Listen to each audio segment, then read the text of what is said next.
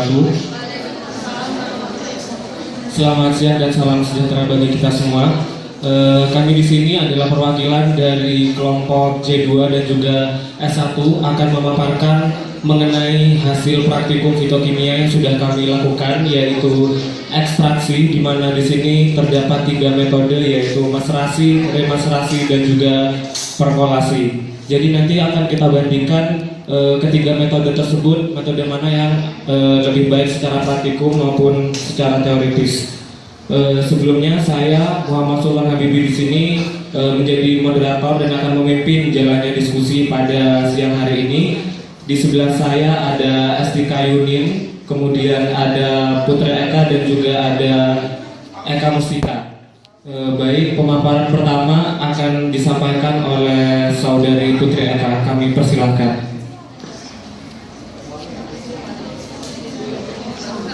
Terima kasih kepada moderator atas kesempatan yang diberikan. Di sini saya akan memaparkan tentang mempresentasikan hasil praktikum untuk ekstraksi, yaitu maserasi, remaserasi, dan perkolasi. Yang pertama adalah alat dan bahan. Untuk praktikum ekstraksi, maserasi, dan perkolasi, alat bahan yang digunakan adalah maserator, evaporator, kertas saring, beker gelas 100 ml, botol untuk menampung hasil saringan, gelas untuk menampung, corong burner, cawan porselen, penaas air, simplisia, daun jambu biji, dan etanol 96%. Dan untuk perkolasi digunakan alat dan bahan, yaitu perkolator, batang pengaduk, kapas, kertas saring, wadah penampung, rotavapor, pipa penghisap, simplisia, daun jambu biji, dan etanol 96%. Berikut adalah prosedur kerja untuk ekstraksi, maserasi, remaserasi, dan perkolasi. Yang pertama adalah maserasi. Langkah pertama yang dilakukan adalah menimbang 150 gram serbuk, kemudian menambahkan etanol 96% sebanyak 6 kali berat serbuk, diaduk hingga didapatkan larutan simplisia dalam etanol. Selanjutnya, maserat dimaserasi selama 2 hari dan diaduk, disaring dengan corong burner dan diperas. Selanjutnya diendapkan dan disaring, dipekatkan dengan rotavapor bersuhu 50 derajat Celcius dengan kecepatan 90 rpm hingga diperoleh ekstrak kental. Yang kedua adalah remaserasi. Serbuk ditambahkan etanol 96% sebanyak 1500 ml, diaduk dan dibiarkan 24 jam hingga diperoleh larutan simplisia dalam etanol. Maserat kemudian disaring dan disimpan, ditambahkan etanol 400 ml, disaring kembali dengan menggunakan corong burner dan diperas.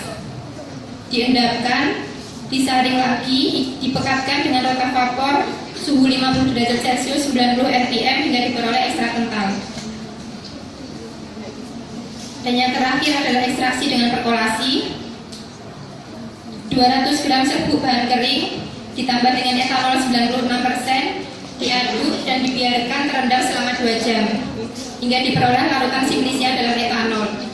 Selanjutnya, perkolat. Pada bagian bawah perkolator diletakkan kapas, kertas saring yang sudah dibasahi dan cairan penyaring kurang lebih 3/4 dari perkolator. Cairan penyaring tersebut kemudian diperkolasi hingga cairan penyaring habis, kurang lebih 1500 ml, dipekatkan dengan rotavapor hingga diperoleh ekstrak kental. Berikut adalah dokumentasi dari proses ekstraksi metode maserasi.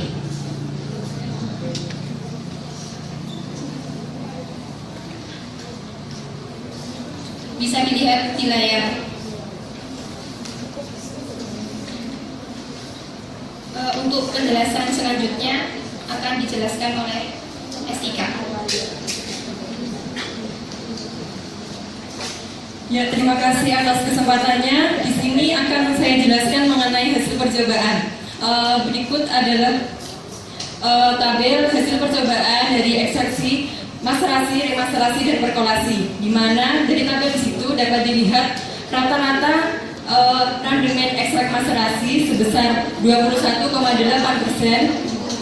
21,68%, remaserasi sebesar 20,165%, untuk perkolasi sebesar 17,293%. Selanjutnya, berikut adalah pembahasannya.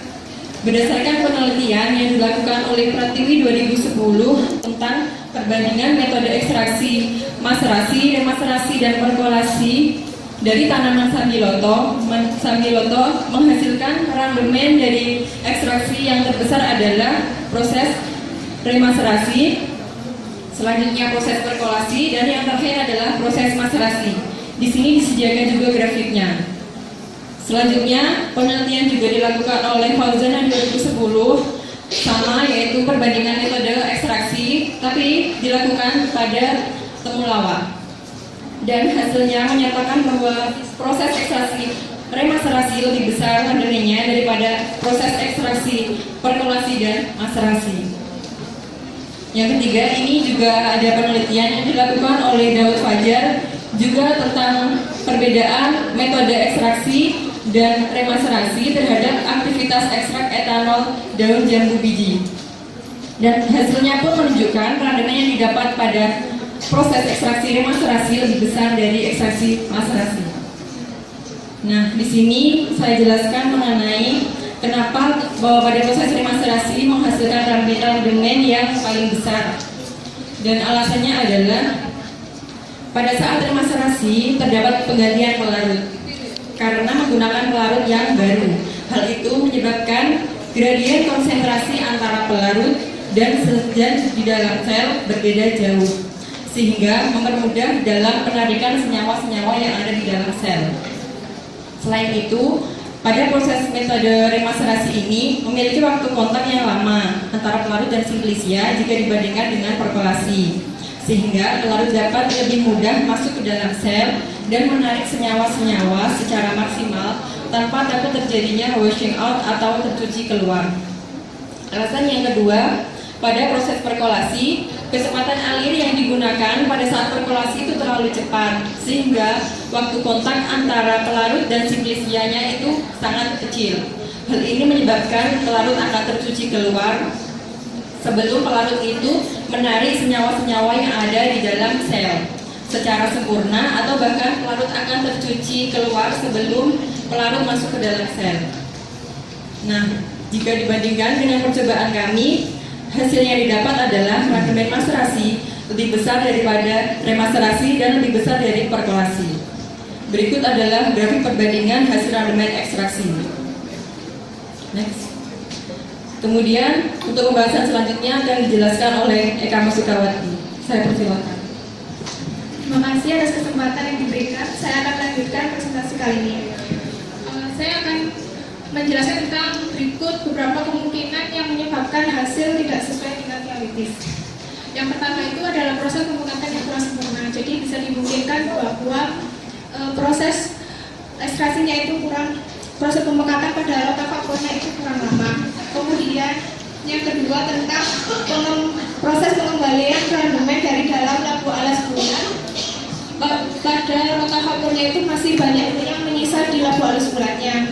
Kita tahu bahwa ekstrak yang dihasilkan kan pekat, habis di rotavaporkan ekstraknya pekat, otomatis pada saat kita mengambil ekstrak dari alas bulannya itu masih terdapat beberapa ekstrak yang masih menempel pada labu alas bulannya, sehingga itu dapat mempengaruhi hasil randemen. Yang ketiga, perbedaan kecepatan pengaliran rem perkolator. Jadi pada saat perkolasi ada cairannya itu yang menetesnya itu tetesannya itu cepat, ada juga yang tetesannya lambat. Nah, itu mempengaruhi dari proses ekstraksinya. Apabila menetesnya itu cepat, otomatis kan kontak antara pelarut dengan simplicianya itu kan lebih cepat, otomatis proses ekstraksinya itu menjadi kurang optimal, kurang maksimal. Dan yang terakhir tentang proses pemerasan yang kurang maksimal. Jadi maksudnya itu kekuatan pemerasan itu juga mempengaruhi tentang hasil ekstrak yang dihasilkan. Apabila merasnya itu kurang maksimal, maka otomatis masih terdapat sari-sari yang ada di dalam simplicia. Nah, ini besar kecilnya nilai randemen menunjukkan keefektifan proses ekstraksi. Efektivitas proses ekstraksi dipengaruhi oleh jenis pelarut yang digunakan sebagai penyari, ukuran partikel simplicia, dan lamanya ekstraksi. Kita tahu bahwa ukuran partikel simplicia itu juga bisa mempengaruhi proses ekstraksinya. Apabila simplisiannya kecil, otomatis untuk kontak dengan pelarutnya itu kan menjadi lebih besar, sehingga hasil yang didapatkan juga lebih besar. Selain itu, lamanya ekstraksi juga berpengaruh. Semakin lama nanti hasilnya juga semakin maksimal. Kemudian seharusnya ekstraktor yang diperoleh dilakukan kemudian karakterisasi terlebih dahulu, yaitu meliputi karakterisasi spesifik dan non-spesifik. Menurut Debkes, karakteristik ekstrak spesifik meliputi identitas organoleptik. Organoleptik dapat dilihat tentang warna, kemudian kekentalannya seperti apa. Kemudian senyawa terlarut dalam pelarut tertentu yaitu dalam air dan etanol. Kemudian yang keempat, uji kandungan kimia ekstrak meliputi pola kromatogram, KLT, HPLC, dan lain-lain, kadar total golongan kandungan kimia dan kadar kandungan kimia tertentu. Nah, misalnya ya ini untuk yang uji kandungan kita bisa melakukan dengan fraksinasi. Dengan fraksinasi akhirnya kita bisa mengelompokkan dan mengetahui kandungan apa yang ada di ekstrak kita. Ini karakteristik berdasarkan spesifik meliputi susu pengeringan, kadar air, kadar abu, berat jenis mampat, dan berat jenis nyata. Setelah dilakukan karakteristik ekstrak, maka kualitas ekstrak dapat dinilai. Namun pada praktikum yang kami lakukan, kita tidak melakukan karakterisasi sehingga kita tidak mengetahui apakah hasil rendemen yang kita dapat itu benar-benar mengandung zat aktif yang kita inginkan. Kemudian kita juga tidak tahu apakah misalnya rendemen yang dihasilkan juga mengandung zat aktif yang banyak pula. Kesimpulannya, dari praktikum ini didapatkan hasil rendemen dari yang terbesar sampai yang terkecil, yaitu ekstraksi maserasi lebih besar daripada remaserasi, dan yang terkecil adalah perkolasi. Namun hasil tersebut tidak sesuai dengan teori. Seharusnya ekstrak yang remaserasi itu akan menghasilkan jauh lebih besar daripada perkolasi, dan yang terakhir itu remaserasi. Kemudian oleh karena itu sebaiknya kita melakukan pengujian karakterisasi terlebih dahulu yang meliputi karakterisasi spesifik dan non-spesifik. Selain itu, kita juga perlu melakukan optimasi tentang pelarut yang digunakan, kemudian memperkecil ukuran dari simplisiannya, dan juga mengoptimasi lamanya waktu ekstraksi. Demikian yang dapat saya sampaikan, saya kembalikan ke koordinator. Baik, demikian pemaparan hasil praktikum sekaligus penjelasan mengenai apa yang sudah disampaikan terkait ekstraksi dengan metode maserasi, perkolasi, dan juga remaserasi. Selanjutnya kami buka sesi tanya jawab yang akan kami buka, yaitu 3 penanya. Bisa langsung mengangkat tangan untuk yang ingin bertanya. Kami persilahkan. Iya, silakan ya Zidan. Sebutkan nama dan NIM. NIM-nya 1112 Bu. Saya mau bertanya tentang itu. Mengapa kok pada saat kita teknik perkolasi itu harus dilakukan maserasi terlebih dahulu? Baik, saya ulangi pertanyaannya. Kenapa dengan metode perkolasi sebelumnya itu harus melakukan proses maserasi terlebih dahulu? Iya, seperti itu. Iya, baik. Kami buka penanya kedua. Iya, Lintang Ayu.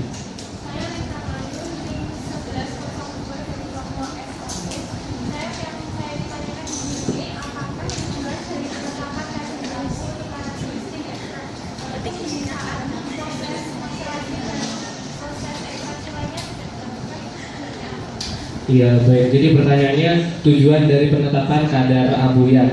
Iya. Baiklah, untuk penanya terakhir, penanya ketiga. Oh, iya, ternyata cuma 2 penanya. Kami akan berdiskusi sebentar untuk menjawab pertanyaannya. Mungkin dari kelompok kami ada yang ingin langsung menjawab pertanyaan. Ternyata sudah ada, yaitu Rara. Baik, kami persilahkan kepada saudari Rara untuk menjawab pertanyaan. Lo ya, mencoba aja lo. Apa tujuan dari penetapan kadar abu dalam karakteristik tersebut. Di mana tujuan menetapkan kadar abu ini untuk memberikan gambaran bagaimana mineral eksternal dan mineral dalam eksternal tersebut. Sehingga kita sudah tahu karakteristik mineralnya yang ada di dalam dan di luar itu, di mana mineral ini dalam kita tahu di mineral itu ada dua, yaitu mineral organik dan anorganik. Jadi intinya untuk mengetahui mineral eksternal dan mineral yang ada di dalam eksternal tersebut. Sudah selesai. Bagaimana saudari Lita, apakah sudah menerima jawaban? Iya, terima kasih kami ucapkan kepada Rati Imansari yang sudah menjawab pertanyaannya. Kemudian pertanyaan kedua akan dijawab langsung oleh saudari Ikhlasul. Ya, kami persilahkan. Untuk pertanyaan kedua, tadi sudah apa? Mineral. Iya. Apa kita membahas mineral ya? Kita nggak nyambung ya. Pertanyaannya apa tadi? Kan gini Bu, pertanyaannya itu apakah tujuan penetapan kadar abu, di mana penetapan kadar abu ini dilakukan pada karakterisasi ekstrak non spesifik. Nah, menurut kalau literatur yang saya baca, itu tujuan dari penetapan kadar abu ya seperti yang dijelaskan oleh Tati, yaitu untuk mengetahui berapa kadar mineral yang ada di dalam ekstrak itu. Nah, mineral itu mungkin dapat didapat mungkin berasal dari misalnya dari simplisiannya yang telah terkontaminasi oleh logam, atau mungkin dari reagen-reagen atau dari yang lainnya. Soalnya mineralnya tadi ada mineral organik sama anorganik. Tapi dari tumbuhan itu sendiri kira-kira ada mineralnya? Kalau dari tumbuhan di sini kan simplisiannya kan daun jambu biji. Nah, kalau menurut pengamatan kita kan mungkin itu kan jambu bijinya diambil dari mana? Misalnya dari halaman rumah, di mana di dekatnya itu ada jalanan yang banyak dilalui oleh kendaraan-kendaraan. Nah, mungkin juga bisa mungkin juga bisa menyebabkan kontaminasi terhadap daun itu. Bagaimana Bu Endra?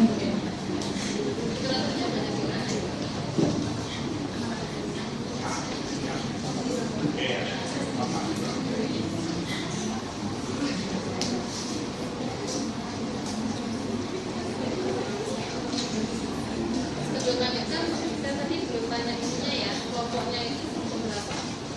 Q1 dan S2. Tetap ya? Tetepannya juga tetap ya? Dan apa? Tapi nggak ada sesuatu. Di sini Bu, kita mendapatkan dari ini penelitian skripsi dari FMIPA UI.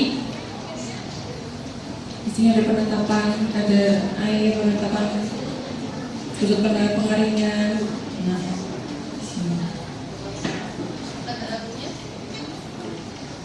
Itu hasilnya, hasil dari pengamatan ini.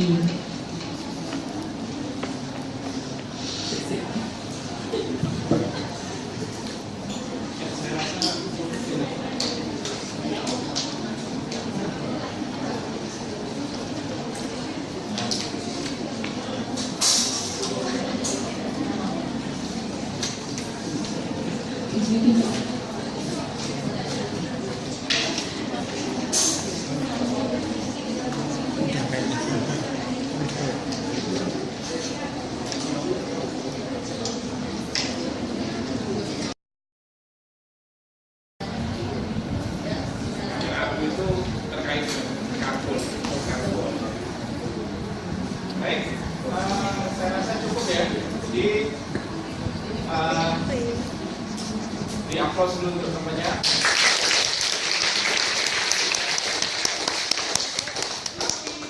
Pertanyaan yang kedua belum dijawab. Iya. Iya. Dijawab Pak. Jawab Pak.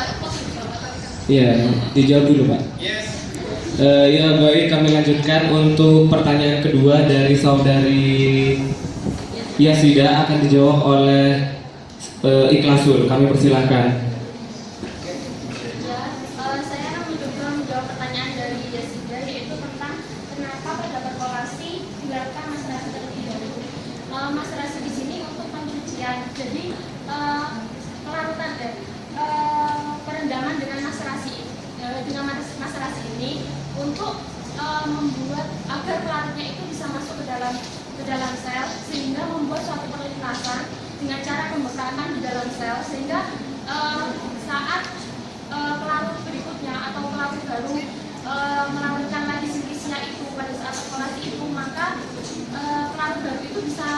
lebih mudah untuk masuk ke dalam sel, sehingga lebih mudah menarik senyawa-senyawa yang ada di dalam sel. Ya. Mungkin ada saran dari Yasida. Tapi dari hasilnya itu hasilnya maserasi sama perkolasi itu lebih banyak maserasinya ya. Ya padahal kalau menurut literatur itu lebih banyak perkolasinya karena perkolasi kelebihannya lebih banyak, lebih kompleks seperti itu, ada sopetasi. Sopetasi toh. Ya seperti itulah. Ya, kalau kita sama teman-teman yang ada itu kan bisa dibuka di slide yang alasannya karena.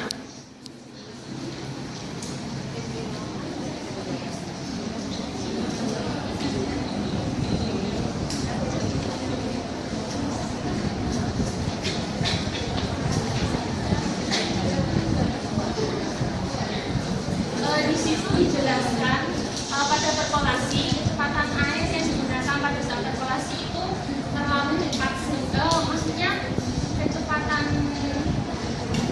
penetesan itu terlalu cepat pada saat perkolasi, sehingga waktu kontak antara pelarut dengan sinisnya itu terlalu singkat sehingga tidak maksimal untuk menarik senyawa-senyawa atau kandungan zat aktif yang ada di dalam sinisnya, sehingga didapatkan rendemennya lebih sedikit. Ya, bagaimana saudara Yasida? Sudah. Ya, terima kasih atas jawaban dari saudara Ikhlasul. Mungkin ada tambahan dari Pak Amrun, Bu Eda atau Bu Lika? Apa sudah cukup? Cukup. Baiklah, demikian pemaparan hasil dan diskusi dari praktikum fitokimia yang dilakukan terkait masalah ekstraksi, maserasi, perkolasi dan juga remaserasi.